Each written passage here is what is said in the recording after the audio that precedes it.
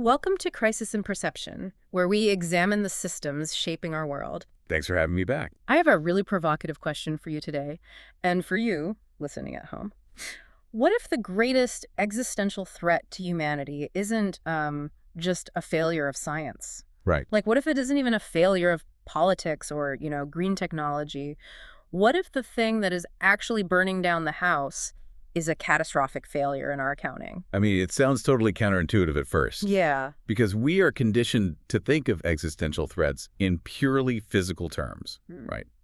Like asteroids, supervolcanoes, or in this case, the rising parts per million of carbon in the atmosphere. Exactly. The physical stuff. Yeah, but the physical threat is often just the symptom. The underlying disease, the actual engine driving the crisis, is how human civilization calculates value. That is the exact premise we are unpacking today. So we are jumping right into a deep dive into the systems-level analysis presented in Kim Stanley Robinson's The Ministry for the Future. It's such a dense, fascinating text. It really is. And right off the bat, I want to explicitly clarify for you, the listener, how we are approaching this. This is not a book review. No, definitely not. We are treating the source material literally as a roadmap of complex, nested systems. We're talking climate, central banking, international law, and human trauma. Right. Because our mission today is to understand how the global economy fundamentally and incorrectly prices the future. And, setting that analytical tone is vital. Because the prevailing global belief that climate change is merely an environmental issue or just a problem of individual consumer choice is structurally flawed. Yeah, totally flawed. The true hidden layer here is structural. It's the incentive architecture of global finance. Which is wild to think about. Right. We are operating within a system that actively protects carbon-intensive assets at the expense of human survival. It's basically an architecture designed around short-term yield. Exactly. Quarterly returns, asset valuation. Which means it struggles, almost by mathematical definition, to respond to long-term planetary risk. But before we can get into those abstract financial models, before we debate like central banks and fiat currency, we have to ground this in the visceral biological reality. Yeah, the physical reality that those abstract models are utterly failing to prevent. Right. We have to start with the physical threshold of human survival. In the source material, this is presented through a truly terrifying opening scenario. It's a tough read. Very tough. We follow Frank May, who is an American aid worker in a town in Uttar Pradesh, India, and he gets caught in a catastrophic wet bulb heat wave. And this event, it really acts as the structural shock of the narrative. Yeah. It's the exact moment when the abstract language of climate risk, all those percentages and graphs, is violently stripped away. It gets replaced by immediate biological reality. Because in economic modeling, a temperature rise of a few degrees is just a line moving upward on a chart. Right. But in the physical world described in the text, it is immediate mass mortality. The sensory details the source provides are just suffocating. Let's look at the exact metrics. It's 6:00 a.m. Frank checks his phone, and it's already 38 degrees Celsius. Which is about 103 degrees Fahrenheit. Exactly, at 6:00 a.m. But the temperature isn't actually the main killer here. It's the humidity. Right, the wet bulb factor. Yeah, it's sitting around 35% and climbing. The text describes the sky as the color of local clay. Umber stucco walls, everything tan and beige under this brilliant, unbearable white light. Long. And underneath it all, there's this stressed hum of window air conditioners all over the town, just buzzing like giant mosquitoes. And, that hum is basically the sound of a fragile technological system desperately trying to maintain equilibrium against the crushing weight of physics. But then it fails. The power grid collapses entirely. Because grids just aren't designed for extreme, sustained thermal loads like that. Air conditioners draw peak current all at once. Right, everyone turns them on at the same time. Yeah, causing transmission lines to heat up and physically sag. And transformers lose their ability to shed heat into the ambient air, so they overheat and trip off. And when that grid collapses, the text says the wails of distress literally cut through the air from the rooftops. It's horrific. People are waking up to find that the family member sleeping right next to them didn't survive the night. And the cascading failure of infrastructure that follows is just as terrifying. Because every attempt to adapt only deepens the crisis. Okay, let's unpack this. Because the power goes out, these illegal localized generators fire up all over town, right? Right. Thousands of two-stroke engines running on gas, diesel, and kerosene. So now the air, which is already physically dangerous because of the heat, becomes this toxic blanket of exhaust. Frank checks a particulate meter on the wall of his clinic, and it reads 1,300 parts per million for fine particulates. And to put that into perspective for you listening, an air quality index reading over 300 is considered hazardous to human health. Oh, wow. So 1,300 is. It's catastrophic. The text compares it to breathing directly from the exhaust pipe of an old bus. Which creates a lethal thermodynamic paradox. Exactly. Yeah. You literally cannot breathe the air because of the microscopic soot and the heat. But the physical effort of coughing generates internal body heat. Which just makes you even hotter. Right. Relief systems collapse completely. Ambulances are immobilized because there's nowhere to take anyone. The hospitals don't have power or cooling either. So Frank, in a desperate attempt to triage the situation, advises people to get into the local lake, which sounds logical, right? Submerge yourself in water to stay cool. It sounds like survival instinct. Yeah, but when Frank gets to the lake, he realizes the water has been sitting in the relentless sun for days. He puts his arm in, and it's as warm as a bath. It is essentially the exact same temperature as human blood. Which is a critical thermodynamic failure, because water has a massive thermal mass. Normally, it conducts heat away from the human body much faster than air. Right, like when you jump in a pool on a hot day. Exactly. But when the water temperature equals your internal core temperature, that conduction stops completely. The lake actually becomes an insulator. Oh my God. People are seeking refuge in the water, and they are dying right there in the lake because their bodies still cannot shed heat. You know, I want to push back on the clinical language we often use to describe this. We hear the term hyperthermia tossed around in climate reports like it's a neat medical category, like a sprained ankle. Yeah, it sounds so detached. But Frank's description in the text shatters that detachment. He says hyperthermia is just a word. The reality is like being locked in an oven. Right. Because, for anyone who hasn't looked at the physics of this, the human body is a thermodynamic engine. It generates heat. Even at rest, you are generating about 100 watts of internal heat, just keeping your organs running.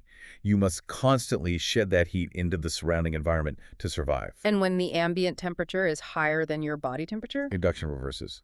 The environment actually starts pumping heat into you. So your only defense at that point is evaporative cooling, sweating. Precisely. As sweat evaporates off your skin, it undergoes a phase change from liquid to gas. That absorbs a massive amount of heat energy and carries it away. But this is a wet bulb heat wave. Exactly. When the wet bulb temperature, which accounts for both heat and atmospheric moisture, reaches a certain threshold, the air is simply too saturated to absorb any more water. It's full. Right.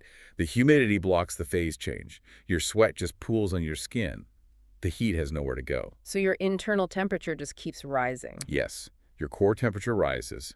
Your proteins literally begin to denature, your organs fail, and death follows very quickly. It's brutally fast. This event acts as a stark, indisputable proof that biological resilience has a hard physical limit, no matter what our economic models say. So if the physical reality is this brutal, how does the analytical machinery of human civilization fail to see it coming? That is the big question. Right. How do we allow an event like this Indian heat wave to become inevitable? We have to shift from the biological failure to the financial mathematics that made it, quote-unquote, rational to let it happen. To understand that delay, we have to look at the tools of economic valuation. Specifically, a concept discussed deeply in the text by characters Mary, Murphy, and Dick. Mary is the head of the Ministry for the Future, right? Right, and she and Dick are trying to unravel the discount rate. Okay. Let's contextualize this for the listener, because the discount rate is a concept most people only encounter in, like, corporate finance or macroeconomics. It's very niche. Yeah. If I'm a CFO at a major corporation looking at a capital expenditure, say building a new factory, I use a discount rate to figure out if the future profits from that factory are worth the upfront cost of building it today. Exactly. It's the calculation of net present value. Yeah. In simple terms, it relies on the premise that $1 today is worth more than $1 tomorrow. Right. Because I offer you 100 euros today or 100 euros in a year, you'll take it today. Because I could invest it. Exactly. You invest that money, earn a 5% return, and have 105 euros next year. Therefore, future money is discounted when compared to present money. which makes perfect sense for a quarterly earnings report. Right. But when you apply this exact same financial logic across decades and centuries and apply it to human lives and planetary systems, it becomes what Dick in the text calls the math of erasure. And it is a devastating mechanism. If you apply a standard discount rate to long-term existential risk, the math aggressively shrinks the future. How so? Let's say you use a rate of just a few percentage points. 100 euros of value you were promised in 20 years is only worth a fraction of that today. Okay. If you project 50 or 100 years out, that 100 euros mathematically rounds down to practically zero. Let's scale that up to the global level because this is where the math becomes truly lethal. It does. Imagine an infrastructure policy costs $10 billion to implement today, but it will definitively save 1 billion human lives in 2 centuries. Right, a massive benefit. A billion human lives possess an almost incalculable intrinsic value. But when the budget office runs that value through the discount rate over 200 years, that astronomical worth shrinks. Drastically. It might only be valued at a few $1 million in today's terms. So the economic model spits out a seemingly objective question. Do we spend $10 billion of present capital to save something that is only valued at $5 million today? And the mathematically rational answer is no. Right. The funding dies on the desk because a formula dictated that the future wasn't worth the investment. And there is a massive moral vacuum embedded in that formula. The text explicitly references Frank Ramsey, right? Yeah, the historical mathematician and economist. Right, who argue that the discount rate is ethically indefensible when applied to generations. He said it stems from a weakness of the imagination. Because we literally cannot empathize with unborn people, so we build a mathematical formula to justify our present consumption. And Dick points out the absurdity of it. Economists essentially pull the exact percentage of the discount rate out of a hat. Yet there is no immutable law of physics determining it. It is a subjective choice wrapped in objective-sounding math. It sounds so official, but it's totally arbitrary. Exactly, and this connects directly to a concept the text refers to as the tragedy of the time horizon. The assumption that future generations will just figure it out. Yes. The underlying justification for discounting the future is the assumption that future generations will be richer, more technologically advanced, and therefore capable of handling the degraded environment we leave them. But by the time those future generations arrive, the damage is physically irreversible. Right.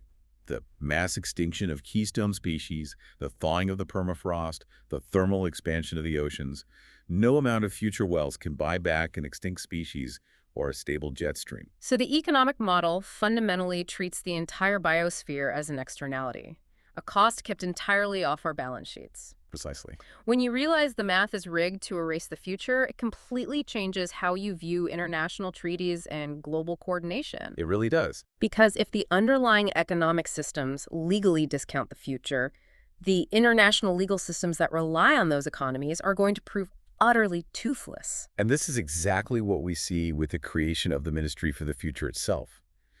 The text explains it was established as a subsidiary body under the UN framework at COP 29 in Bogota. Right. Its mandate is beautiful on paper, to advocate for the world's future generations whose rights, under the Universal Declaration of Human Rights, are legally as valid as our own. Yeah, it's charged with defending all living creatures who cannot speak for themselves in a court of law. But, as you pointed out, a mandate is not enforcement power. Right. The ministry has the moral high ground, sure, but it has no real power to force sovereign nations or global capital to change their behavior. They are essentially an NGO with a fancy title. Yeah. And when the rules-based order fails to protect its citizens, when the systemic accounting refuses to prevent a physical tragedy, like the Indian heat wave, sovereign nations are going to stop asking for permission to survive. And India does exactly that. Following the catastrophic loss of life in Uttar Pradesh, their response is unilateral, massive, and completely against international consensus. What do they do? They launch a solar radiation management operation. We are talking about geoengineering on a planetary scale. Oh, wow. They mobilize 200 specialized aircraft, flying round-the-clock sorties, dropping millions of tons of sulfur dioxide into the stratosphere. The text notes this is designed to mimic a double Pinatubo. Right. And for you listening, this refers to the 1991 eruption of Mount Pinatubo in the Philippines. That eruption injected so much ash and aerosol into the stratosphere that it temporarily cooled the entire Earth by about half a degree Celsius. Yeah, the mechanism here is that sulfur dioxide combines with water vapor to form sulfuric acid aerosols, which are highly reflective. It artificially increases the Earth's albedo. Exactly, bouncing solar radiation back into space before it can heat the lower atmosphere.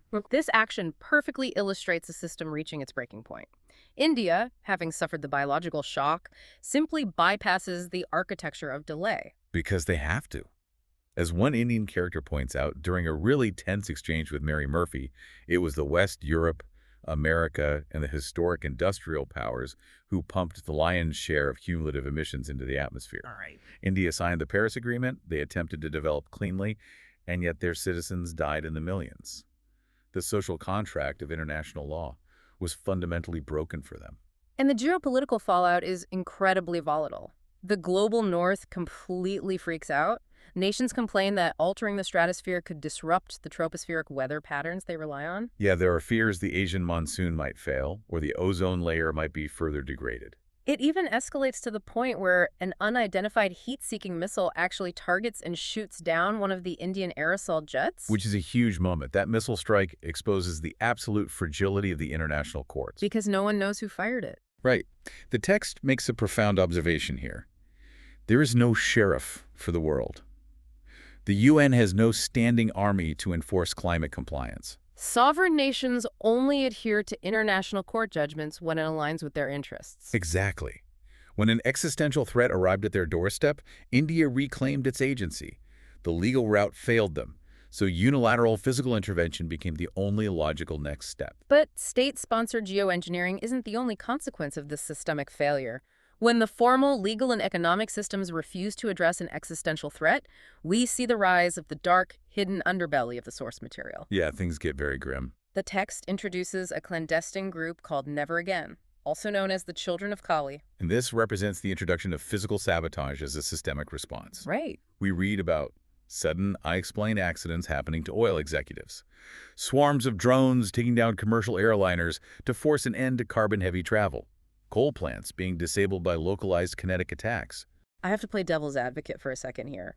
Beyond the obvious moral and legal implications of terrorism, what does this actually mean for the global economy? Because suddenly, investing in fossil fuels isn't just a public relations problem or a distant regulatory risk. No, it becomes an uninsurable market risk. Right. And this is a vital structural dynamic to understand impartially.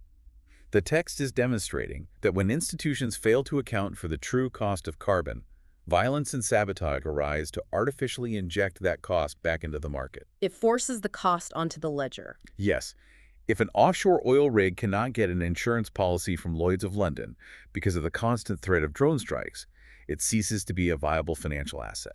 If a pipeline is constantly ruptured, the risk premium on all future pipeline investments skyrockets. Exactly. Capital is notoriously cowardly. It will flee from uninsurable risk. So the sabotage is framed in the narrative not merely as revenge for the heat wave, but as a brutal alternative form of market regulation. Yes, exactly. Right. Regulation that steps in when formal regulatory bodies abdicate their responsibility. So if sabotage destroys market value through chaos, and international treaties are basically toothless, you need a mechanism that creates value in the opposite direction. Right, you have to build something new. You have to hack the core code of global finance. You need a way to make saving the planet the most profitable trade on Wall Street. Exactly. You cannot just regulate global capital.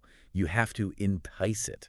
Because capital is just an algorithm constantly hunting for the highest rate of return. It's totally amoral in that sense. Right. So to save the biosphere, you have to fundamentally re-engineer how value is created and distributed. And this is where our deep dive gets into the real financial mechanics of the text. The narrative introduces a concept called the Chen paper, Yes. which outlines the creation of the carbon coin, and a policy called carbon quantitative easing, or CQE. We really need to look at how central banks operate to understand this. Yeah. Currently, we use a stick approach to climate policy. Carbon taxes, regulatory fines, the increasing cost of compliance. But a stick is economically contractionary. It just isn't enough to fund a rapid global transition of infrastructure. You need a massive expansionary carrot. And the carbon coin acts as that carrot. Exactly. For every ton of carbon definitively sequestered, like literally pulled out of the air or demonstrably kept in the ground for a century, the world's central banks agree to issue one carbon coin. So they are essentially creating a new fiat currency. But instead of being backed by the abstract promise of a government, it is backed by the physical health of the biosphere. Right, a sequenced, verified ton of carbon removed from the atmosphere. But to make this work, Mary Murphy has this pivotal, super intense showdown with the central bankers in Zurich. Oh, yeah. And the resistance from the central bankers is a perfect encapsulation of institutional inertia. They do not want to do it. Not at all. They argue vehemently that their legally defined mandate is strictly limited to stabilizing fiat currency, controlling inflation, and managing employment. They tell Mary monetary policy, not fiscal policy. Right. In their worldview, saving the world is the legislature's job, something for parliaments to tax and spend on. They view printing money to buy carbon as a gross violation of their foundational charters. But that argument from Mary is absolutely brilliant. She flips their entire conservative banking mandate on its head. She really does. She uses their own obsession with stability against them. She points out a fundamental, inescapable logical flaw.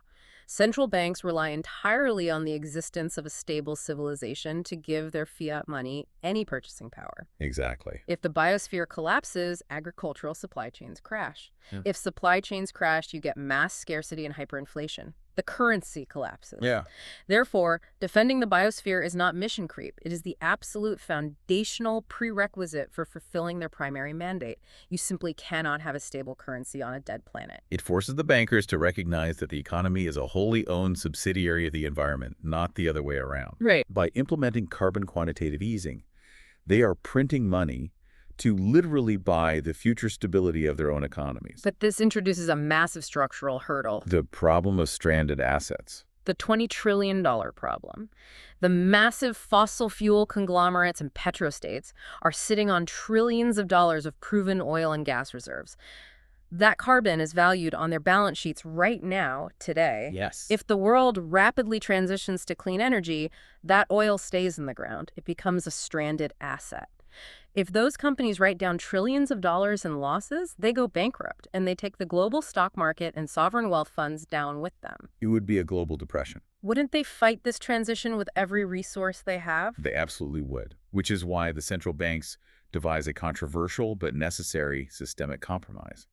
To prevent the fossil fuel giants from fighting the transition to the death, they are brought into the carbon coin ecosystem. How so? The companies are paid in carbon coins for their stranded assets. They are quite literally compensated for the oil they agree not to pump.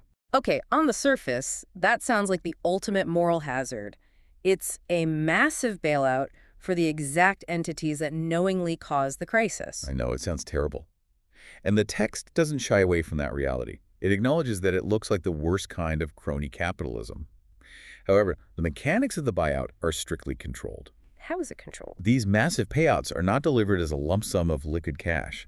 They're amortized over decades at zero interest. Let me bring in an analogy here to make sure we're grasping the scale of this. It functions somewhat like a government issuing war bonds during a global conflict. You don't hand over all the cash today. You structure it as a long-term, slow drip payment. That's a perfect comparison. Furthermore, the companies are legally required by international treaty to use those initial amortized funds exclusively for carbon-negative work. So they can't just pay out dividends to shareholders. Right. They are forced to transition their massive engineering prowess into sequestration, direct air capture, and clean energy deployment in order to receive their ongoing payouts. It is a systemic hack designed to peacefully co-opt the most powerful, heavily capitalized carbon burners on Earth. Exactly. It turns the enemy into an employee, utilizing their infrastructure to repair the biosphere. Aligning the capital is the prerequisite, for sure, but the physical environment still has massive inertia. Right. Money doesn't solve physics. Yeah, money alone doesn't freeze water or scrub the air. Once the financial incentives are hacked, humanity still has to physically repair the damaged Earth system. And this requires scaling up physical interventions that were previously considered complete taboos. Because re-engineering the concept of value must be followed by physically re-engineering the world. The capital unlocked by the carbon coin allows for projects of unprecedented scale. Here's where it gets really interesting. Let's look at the glaciers, because the mechanics here are fascinating. The text introduces a scientist named Slawek who proposes an intervention called glacial pumping. Yeah. I always assumed that glaciers simply melted from the top down because the ambient air temperature was rising, but the glaciology described in the source is way more complex. It's much more dynamic. The catastrophic acceleration of glaciers sliding into the ocean is one of the primary drivers of rapid sea level rise. Slawek explains that glaciers speed up because meltwater pooling at the bottom acts as a physical lubricant. At the bottom, how does it get there? This water arrives at the bedrock from three main sources. First, surface water that drains down through massive vertical cracks called moulins. Second, sheer friction from the immense weight of the ice grinding over the rock. And third, geothermal heat radiating from the earth below. Okay, so it's melting from underneath and within. Exactly. Because water is incompressible, it pools at the base, slightly lifting the millions of tons of ice above it, which reduces the friction. The glacier begins to slide faster. And more speed creates more friction. Right, which melts more ice, creating more water. It's a vicious, self-reinforcing feedback loop. The fix Slawek proposes is incredibly mechanical, brute force engineering.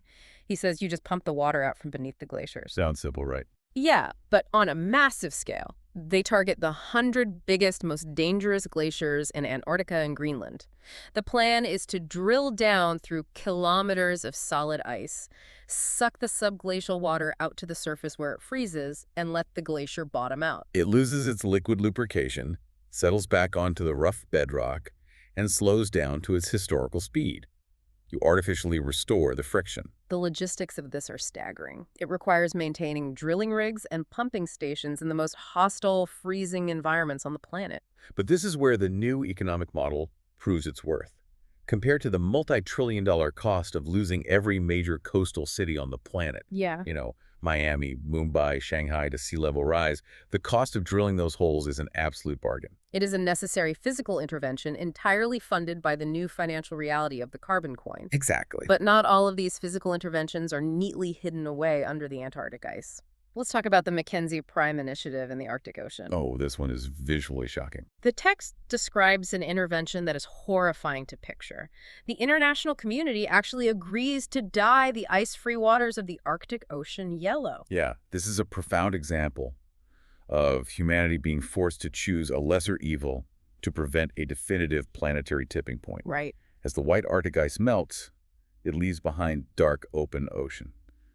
And this triggers a massive problem with the albedo effect. For the listener, the albedo effect is the measure of how much solar radiation a surface reflects back into space versus how much it absorbs, correct? Exactly. Ice is white and highly reflective.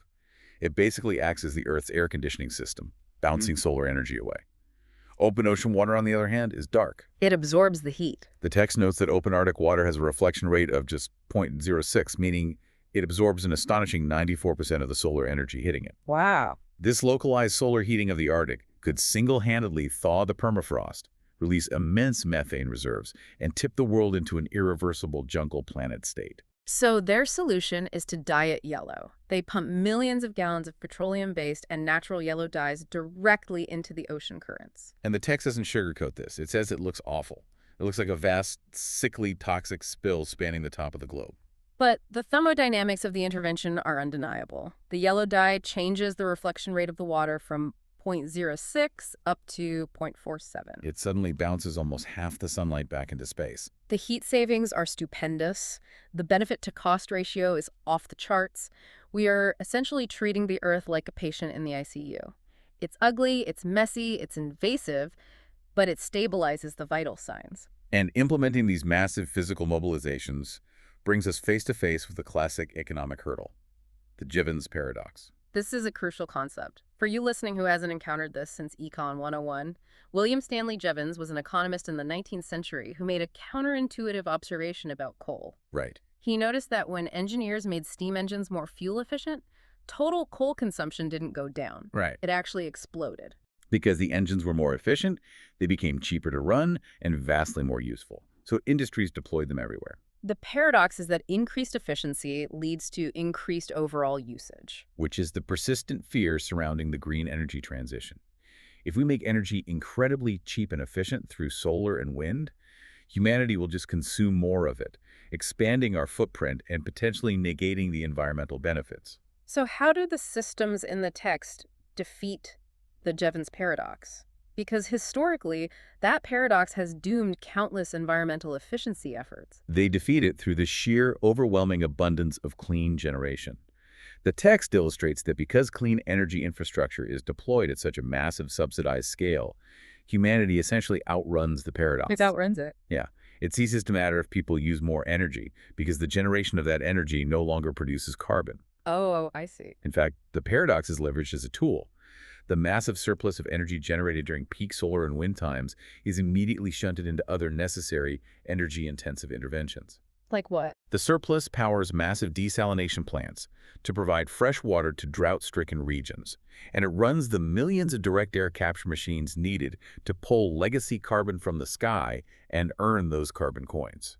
So the paradox is neutralized because the surplus itself becomes the engine of repair. Exactly. When you fundamentally rewire the global energy grid, hack the central banking currency, and physically alter the climate systems, you inevitably force a total restructuring of the social contract. You have to. You create a completely new economic reality. This brings us to the culmination of all these nested systems. The text describes scientific conferences later in the timeline where the data finally begins to reflect the interventions. The good news. Right. The most critical metric, the big number. Right. The atmospheric concentration of CO2 finally breaks its upward trajectory. It drops by 27 points to 451 parts per million. That drop is the ultimate proof of concept that the systems can be managed. But the changes go far deeper than just atmospheric chemistry. There's a fundamental shift in the macrometrics we use to define a successful civilization. Yes. The concept of traditional GDP, gross domestic product, is effectively replaced. The text introduces the Biosphere and Civilization Health Meta-Index, or the BCHMI. And this is a monumental shift in perception. GDP is a deeply flawed metric for human well-being. It only measures the total velocity of money and the value of goods and services produced. It does not differentiate between positive and negative activity. Right. If you clear-cut an ancient forest and sell the timber, GDP goes up. If an oil tanker spills its cargo and you spend $1 billion cleaning it up, GDP goes up. It is entirely blind to ecological destruction.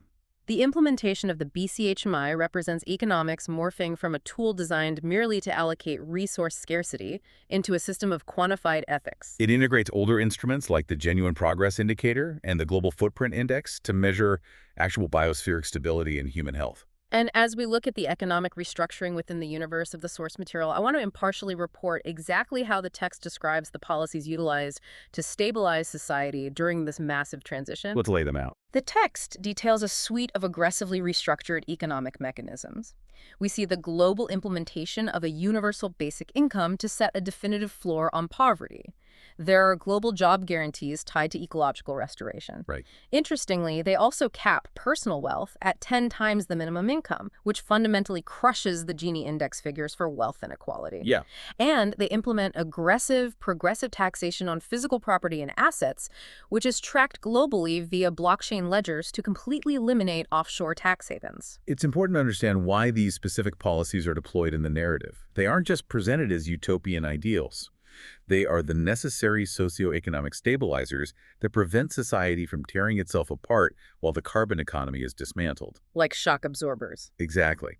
For example, capping extreme wealth directly addresses the exponential carbon footprint of the ultra-rich.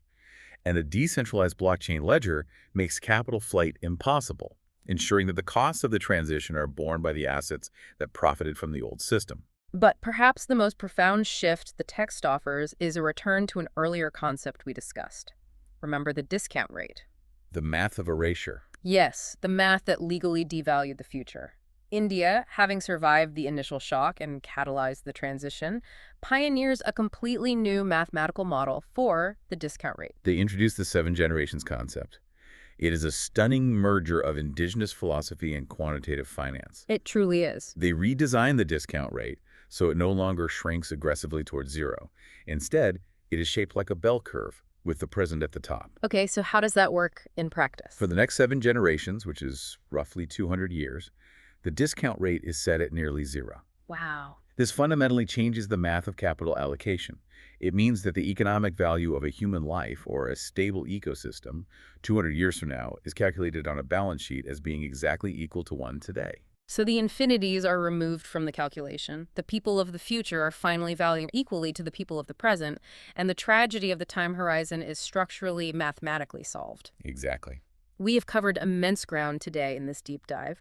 We've traced the path from the visceral biological horror of the Indian heat wave to the cold mathematics of the discount rate. We've looked at the geopolitical defiance of stratospheric geoengineering and the uninsurable risks of physical sabotage. And we've examined the creation of the carbon coin and the rewriting of central bank mandates. Considering all of these nested systems, the wet bulb physics, the fiat currency, the hacking of the time horizon, I have an explicit question for you listening to this right now. What is the crisis in perception here? The crisis in perception is the deeply held, almost invisible belief that climate change can be understood simply as a distant environmental issue, or that represents a failure of individual consumer choice. The idea that if we just recycled more or bought different cars, the math would balance. But that's not it at all. No. The actual crisis is a structural, systemic failure in how money, law, markets, and institutions define the concept of value. The true culprit is the hidden layer. It's not only the physical carbon in the atmosphere, it is the accounting system that makes emitting that carbon profitable in the short term. It is the discount rate that makes delaying action financially rational. It is the institutional architecture that makes the lives of future generations mathematically discountable. Exactly.